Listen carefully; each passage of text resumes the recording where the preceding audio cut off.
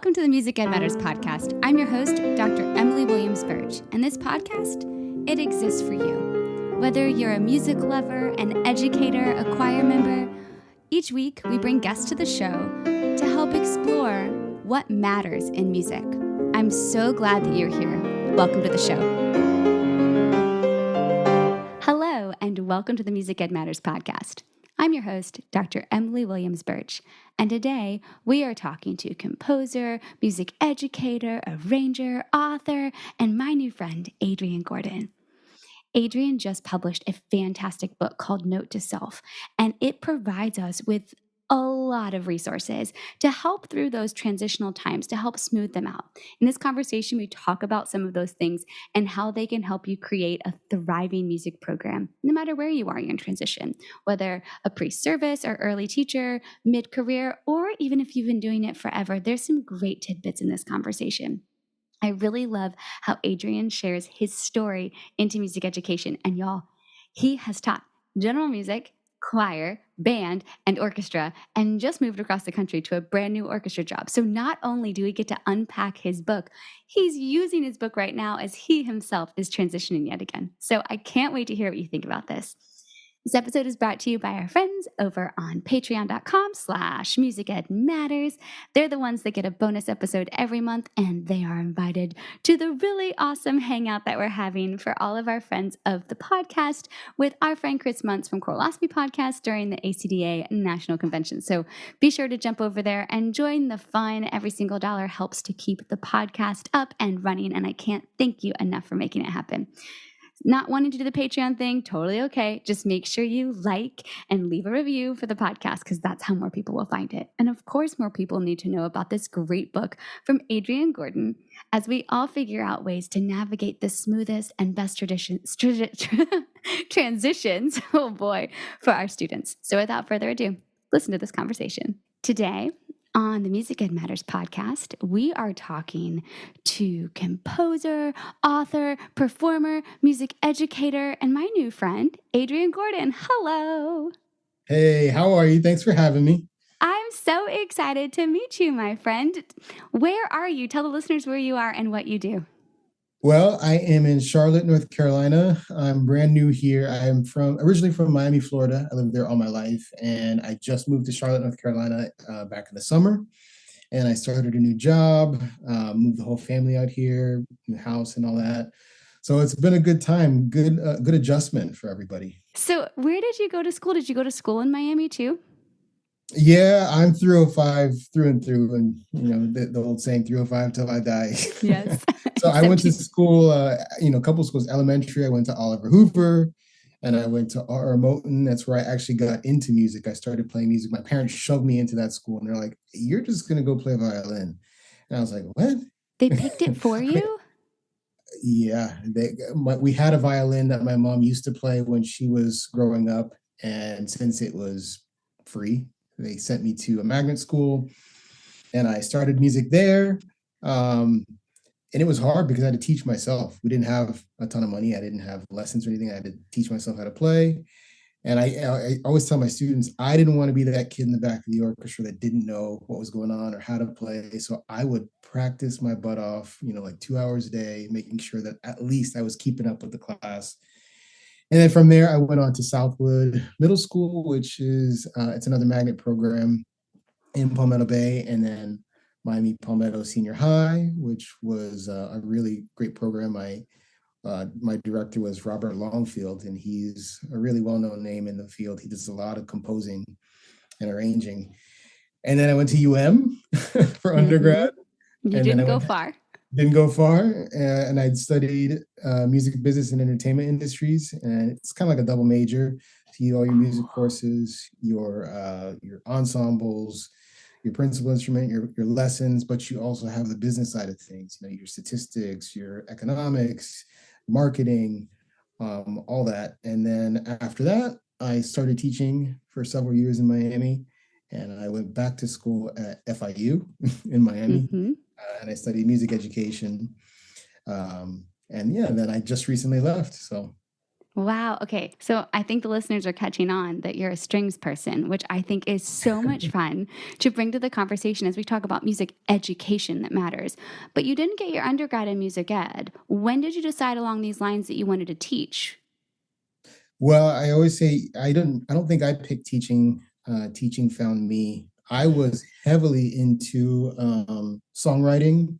I was into publishing, music publishing, and performing. I was in an acoustic R&B band, and I had a record deal with Kane Records through University of Miami.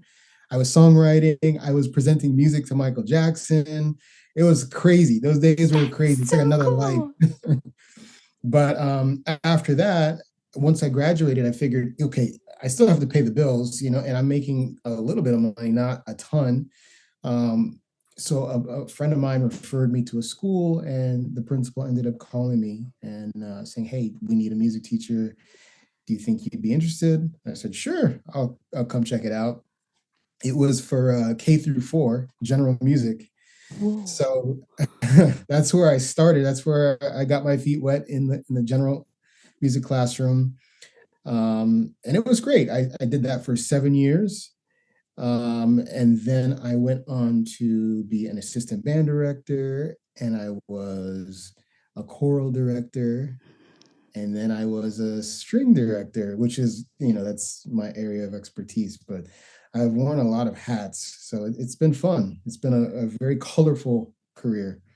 That is incredible. From acoustic R&B with a label, given songwriting from Michael Jackson, all the way to getting thrown into an elementary general music classroom, which I always tell my students, I kind of hope they all teach elementary first, because if you can break it down for a Yeah. first grader, you can break it down for anybody.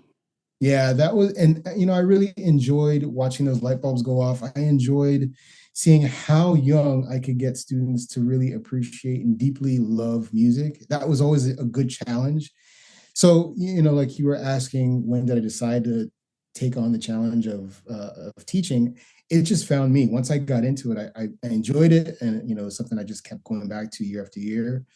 And I enjoyed watching those light bulbs go off and seeing how young I could go with getting these kids to really dive into music and develop that lifelong passion or enjoyment for it. So that's what kind of hooked me. And, it's, the rest is history. I've been there ever since. Okay, so you wear all these different hats. You work with all these different ensembles. You finally make it to String World. What was strong enough to pull you from the 305 to Charlotte, North Carolina? Well, I had a really good position that was offered to me from a really, really great school. It's called Providence Day School here in Charlotte, North Carolina. And I'm very blessed and excited to be a part of that community. They've been very welcoming and very receptive, and they're very big on diversity and making everybody feel at home and welcomed. And I just really appreciate that. And they're very strong on academic excellence and integrity. So really great community. So it's kind of hard to not go. Oh, That that makes sounds sense. exciting. Now, you said you moved the whole family up there. So, do your Um, kids go to school at Providence too? yes, they go there too. They're there as well, and my wife as well. Oh, she's a teacher too? My wife is an educator as well. Yeah, she's a middle school science teacher. Oh, that's so fun. Okay. How has your composition life changed since you've gotten into education? Are you still able to compose at all? Yeah, actually, I've made it a point to put it at the forefront of my profession because, for that very reason, because I'm in the classroom, and I think people who are in the classroom will make the best composers because you're acutely aware of what the students can do and what they can't do, what the expectations and benchmarks are at each level. So I feel like I'm acutely aware how to write for them. So yeah, and then I also conduct. So I'm a better conductor because I teach. I'm a better teacher because I compose. I'm a better composer because I teach. It's just cyclical. That's so true. But you write for your students. Do they know you write for them? Well, at first they didn't. When I was first starting to compose, I ended up writing some music and I didn't put my name on it. Well, first let me back up. At first, I was writing music and I was sending it to publishing houses. I sent it to several publishing houses and I got big fat no's from all of them. No, no, no, no, no, no. And what was difficult to understand was I was putting music in front of students and they didn't know it was me, and they would play it and they would enjoy it. And I'm thinking, what's the disconnect? I have students here who are enjoying the music, but I have people in boardrooms in these publishing houses who, they won't give it a shot. Where am I going wrong here? And I had to say to myself, if I want to see some change, I might have to be the change that I want to see. And I believe, and not in a conceited way, but I believe in what I do, and I am passionate about what I do. And I thought the music that I was writing was very good. And I said to myself, I think this is so good, it's almost like a leap year. And I was like, well, how about leap year music? So I ended up developing my own publishing company called Leap Year Music. And the rest is history. I've been composing and putting out music through Leap Year for what, 13, almost 14 years now. Wow. And yeah, that's been my mantra. I think as I've gotten older and more experienced and listening to a lot of colleagues and just people in the industry, I think my mantra has become permission granted. And I think that's what it has to be for all of us who are in the music field, whether you're in education or performance. You can't wait for people to give you permission to be creative and reach your goals. You gotta take the bull by the horns and do what you gotta do. So I like I said, my mantra is permission granted, and I'm no longer waiting on people to let me be who I need to be. I'm just going to go out and do it, and hopefully it goes well. But so far the world has received the music well. It's being performed internationally, which is wonderful. So I can't complain. That is so awesome. So you couldn't get it published, but you knew it was working, so created your own publishing company. Bam. Exactly. Yeah. Okay, is Exactly. that where the book came from? Because, I mean, you're a published author. Does that feel amazing or what? It really does. And it felt really real, tangible when I saw the first proof of it. I was like, wow, Right? this brings it home, because at first, you work on this. I worked on this book for 3 years, and the name of the book is Note to Self, a music director's guide for transitioning to a new school and building a thriving music program. But I worked on it for 3 years, and I started in the fall of 2019, and I just been working on this on my computer. I was working on a Google Doc, and it doesn't look real, doesn't feel real, but once it's edited and put into that layout and format, it becomes real, and it's humbling. I'm grateful for the opportunity that I had to write the book. I was mentally aware and capable to write it, and I had the experience that I feel was valuable and would be valued to other teachers, other educators, and yeah, it feels wonderful. But the actual book didn't come from the publishing experience. It actually came from all the hats that I I was wore. going to say, you're the perfect person to write this book because you've had to Yeah, transition into all these different hats. And I can tell by your personality and by your awesome website that you've created thriving music programs everywhere you've gone. So, how did you that's take those experiences and create the book? well, I had really, really wonderful experiences, but my previous school, that transition was particularly difficult. And I was thinking to myself, yeah, I've been a general music teacher. I've taught K through 4 general music. I've been an assistant band director. I've been a choral director. I've been a string director. Why am I having a hard time at this particular transition? And every transition is going to be different. You just got to see what's going on and assess and develop a game plan. But what I had to do for this particular transition was I sat down, I journaled, I spoke to colleagues, I talked to my best friend, and the summation of all of that, I started to think about it. I was like, wow, this is all these notes that I have. It's kind of like a book on all these ideas. It's like a book. I should put it into book format. And in the book, the dedication is to music educators. It says this book is dedicated to music educators who tirelessly strive to leave the profession in better shape than they found it. Mm. And that's also something that I think about as a music educator. And I felt like, hey, I would like to leave the profession in better shape than I found it. Hopefully, me expressing these ideas and sharing them and adding value to the profession will be me leaving the profession in better shape than I found it. I feel like that's your business training coming through so beautifully. Maybe, yeah, who knows? Well, I know that on the website All About the Book, it talks about what a great tool this would be for a professional development day or some type of training program. How do you see people using the book, and what would you tell them if they're listening to get them interested in reading it? Well, the idea behind the book is that it's for people. I mean, it can be used for people who are just moving into the profession, pre-service teachers who are going into teaching. Um, I think there's a lot for them to get from it. But it's also valuable for people who've had years of experience. They know the pedagogy, they know everything about teaching, but there's hard to navigate areas that you don't really learn about in music school, like dealing with other faculty members, dealing with administration, dealing with parents, creating culture in a program. Those are things that you don't really talk about in school that are really important, that go beyond just the baton. You know what I mean? So the idea behind the book was to help people in that way.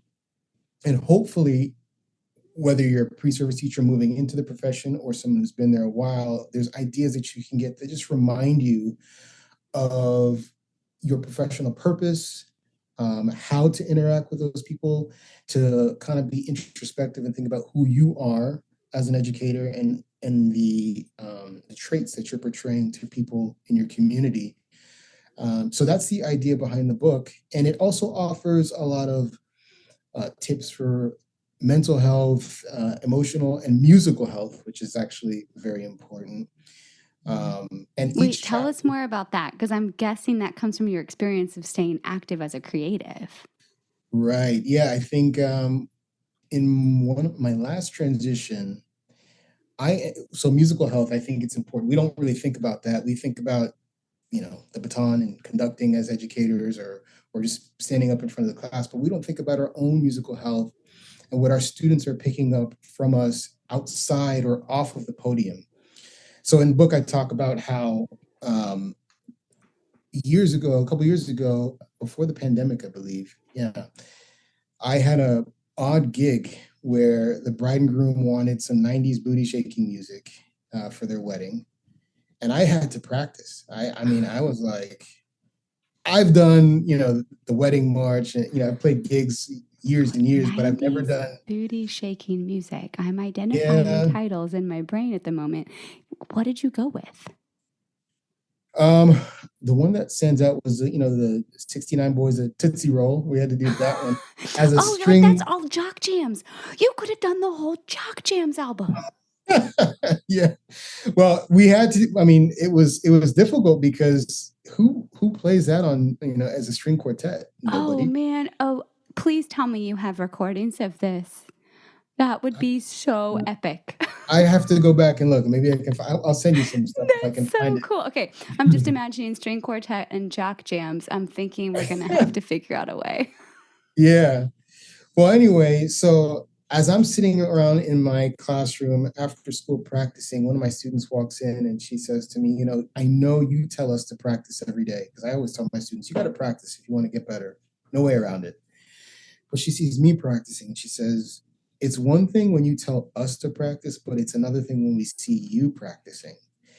And right there, it clicked. I said, I do a lot of talking up on the podium, but this was a lesson that I taught my student off the podium. Mm-hmm. So this was a very powerful lesson for her, and she's verbalizing this to me. So that made me start to think about musical health, and practicing my own instrument, staying on track with my I guess professional purpose and my professional identity. I think in transitions we get kind of lost in the paperwork and meeting new people, learning new names, learning new culture, um, assessments, buying music, all those lists of things that never end, and we lose track of who we are, which is a musician. Right. So I started to really kind of delve into that and think about who I am as an educator, and that, I'm a strong musician. That's what I like to think of myself as. So it was important for me to continue playing on a regular basis, even if that was about 3 to 5 minutes. And I list some practical ideas in the book, whether it's playing simple scales in between classes, playing your students' music, um, playing, something that you heard on the radio just by ear, but just playing, Mm-hmm. keeping yourself grounded, because you don't realize how thrown about you are in the midst of a transition, and you need that anchor. And that anchor for who we are as musicians. So that's what I talk about in the book. For musical health, I also talk about not having music become so transactional, where it's like, I do music, I get a check, or I teach music and I get a check. It should be something that's enjoyed. We started music because there was a passion within us. So we want to see that continue, and we want to see that passed on to our students. So I talk about the idea of listening. We forget to listen just for the aesthetic beauty of music, something new and something old, just so we continue to appreciate and love music, and not have it become so transactional. As in, I work for this, you give me this, and then the rest of the time, music doesn't mean much to me. So that was a real scenario for me, because I was working so hard. So I had to kind of refocus and think about, hey, I really love music beyond just teaching it. So I've made it a point to listen to something new, listen to something old, and also create music, which is fun, something that I enjoy playing, and something that I think other people will enjoy playing. That's so much fun. It's such a good reminder, too. I'm so glad we're having this conversation because it's such a transitional time anyway. It's the time Yeah. of year we're transitional. It's the season of coming out of things and it's transitional. And even if you're not starting a new job, this is stuff we have to remember. I feel like I'm always the most grounded when I'm actively playing piano every day. I am Mhm. a better choir director and a better singer and a better musician when my fingers have been immersed in the keys. Yeah, and we're always, at least I am. I'm more calm once I practice, and I never Oh, me wake too. up the next day and said, I shouldn't have practiced that much. You know what I I mean? totally get that. I'm pretty sure I say that after every run too. I never regret going on a run. I never There regret you go. practicing piano. Yeah, yeah, it's good for the soul. Oh, it is. Okay. So this book sounds incredible and you've talked about how it would help pre-service teachers, teachers who have been in the classroom for a while, but also just making smooth transitions. Are there moments in there where you can connect with colleagues not in music, or is it really specific to music people? It's actually, funny enough, my brother, he's a musician, but he's not in the music profession. He's in the medical profession, and he was reading the book, and he said, this book goes beyond just music. It can be applicable to anybody. So yeah, I think it does help in terms of life circumstances transitioning, but the terminology and the circumstances are specific to music, but it can be transplanted to everything and anything else, I would say. Yeah, I think that's so important too. And teaching those transfers is so important. I just Yeah. published a book myself, and that's one of my favorite things my grandpa said. He called me after he read the first few chapters. He's like, I think this could work as not just a music thing. Thank you, Grandpa, Yeah. because you can make Awesome. those transfers. But I think it's so important how you have taken your experiences and written note to self as a way for all of us to learn. So you've talked about musical health, mental health, keeping the notes of all the things you have to do. What's that final? I think there were three main sections outlined of the book on your website. I think there's three questions that you should be asking yourself. The first one is, who am I? Um, or actually, I should take that back. Let me rewind. I should say, the first question you want to ask is, why are you in the music education field? And I think that's an important question, because as we transition, even if we're not transitioning, we've been in the profession for a while, the tasks take over. It's kind of like you're on autopilot, and I'm guilty of it. I can forget, what am I doing? Am I just teaching content, or am I in the field of people? And that's what we're truly in the music education field. We're in the field of people, and music happens to be the vehicle to help students develop, essential character skills like discipline and honesty and accountability and social skills, all those things that are really important. I think music happens to be a vehicle, and it's so universal. So it can really go, across generations, it can go across countries, across the world. So, like I said, music happens to be that vehicle, and it's so important because it can be really transferred anywhere that you are. And everybody resonates with music. Keep going. Yeah, yeah, exactly. And then the second thing I think we have to think about is, who am I as a music educator? And this was important to me, and I talk about this in the book. I talk about how I gave myself three descriptors for who I am as a music educator, and it was strong, gracious, and caring. And the reason I did that is because I truly believe in the power of professionalism. And I think it's important to, not just when the paint is wet, you're the brand new person, to put on the big smiles, but even when things are hard, even when things are difficult, even when people are unfair, people are rude, people are mean. And I'm not saying you just sit down and take it and you're a punching bag, but how do you respond? Who are you in those times when it's very difficult? Not when it's brand new and shiny, but when it's difficult. And, like I said, I gave myself the descriptors of strong, gracious, and caring. So I tried to filter every interaction through that lens.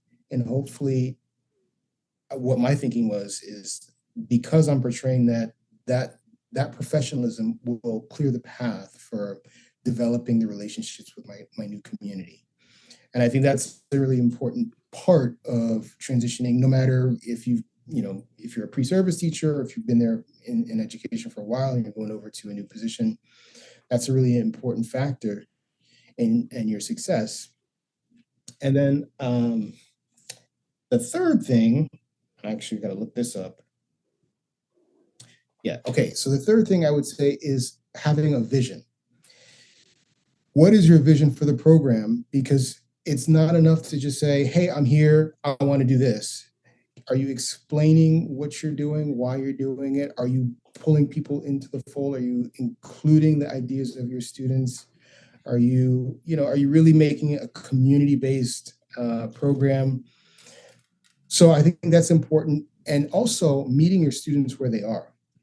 So you may have high hopes to do some really grandiose piece of music, but hey, if your students are down here, that's okay. And how am I going to meet them here? What is my plan? What is my vision? Am I articulating it clearly? And how do I plan to get them from point A to point B? It may not be comfortable all the time, but it'll be transparent. It'll be honest. It'll be loving. It'll be caring. But how do I plan to get them from point A to point B? So that's an important part. Also, sharing the vision, and also not making drastic changes. Whenever you go in, some things might have to change. For example, my last transition, there was a no practice rule. So What? some things are drastic, where you might have to make adjustments and say, hey, musically, as musicians, we have to practice. There's only one way to improve. So small things like that might have to change, but I wouldn't overhaul the whole program to the point where it makes people completely uncomfortable. So those are the three things that I would offer and suggest to people who are reading the book or who are transitioning. Those three ideas are going to help kind of clarify where you're going, and kind of flesh out some of your ideas. It makes so much sense then, too, why you say the other side of it, to create a thriving music program. Because if you're investing in yourself musically and mentally, and you're doing all of these awesome question asking so that you know you're going down the correct path, or a clearly defined path, it Mhm. makes sense that then the music program around you will thrive. Right. Yeah, and like I said, it all goes back to the first question: is, why am I teaching music? And it's for the people. We're in the field of people. So everything we do has to be geared towards helping others. And even when you think about music, music is meant to affect people and touch the heart. We don't play music so that we can it and let nobody hear it. We play it to affect people, to affect change in people, to spark emotions in people. So we have to remember that as we're teaching music as well. They go hand in hand. That's such a good reminder, too. I'm so glad you wrote this book. I'm excited to get my hands on a copy. Yeah, thank you. This sounds so awesome. All right, so we've talked about your awesome compositions and your Leap Year publishing company, and I'll make sure to have all these links in the episode notes. We've talked about your brand new book. I'm excited to see what you do at your new school in North Carolina, but we need to wrap up with our end of show questions. So, you just wrote a book. I'm not sure if you've read any other books, because I know when I wrote a book, there was no time for reading other books. We can highlight that as the book. Is there anything else you want us to know book-wise? A really good book you've just read, or the most recent book you've just read, or anything? This is the book that because I'm transitioning myself, so Mm, this book has been helping me transition and keep me focused and grounded and on track, so to speak. So this is the book that I am currently going through right now. It's a good reminder. I don't say that in a conceited way. It definitely helps me remember, hey, stay on track. Think about what you're doing. Be thoughtful. So that's why it's the book that I'm reading right now, because I'm in the midst of my own transition. yeah, that's awesome. So actually using it is so great. Okay, so note to self, we will link that in the episode notes. Who or what is really mattering to you right now, especially as you're going through this transition? Well, there's I would say I have a kind of like a portfolio career, because I'm not just a music educator. I'm an educator, I'm a composer, now an author. So what's important to me is balance. That's really what I've been thinking about: balance, moderation, and determination. Because it can be a little daunting when you think about all these different things that you're doing. But I love each and every one of them. So it's important for me to have that balance, but also be determined and disciplined to keep going and to keep pushing and achieving the things that are really near and dear to my heart. So that's what's been really important to me. Those are great reminders too. Thank you. Third question. What is an organization that really matters to you right now? An organization that really matters to me right now. Well, I am a part of ASTA, which is the American String Teachers Association, and I'm really loving what they're doing. I'm going to be at their national conference in March, and I'm actually going to be conducting one of the reading sessions for all new music publications for grades 1 through 3. So I'm excited about that. That's so cool. Yeah, but they do a great job of trying their best to spread the love of string music education throughout the country. And they have great resources. They're always looking to help and bring new teachers into the fold. So I really appreciate the work that they're doing. That's incredible. I'll make sure to link them. All right, final question. What is the one thing that matters that you really want the listeners to walk away from this episode with?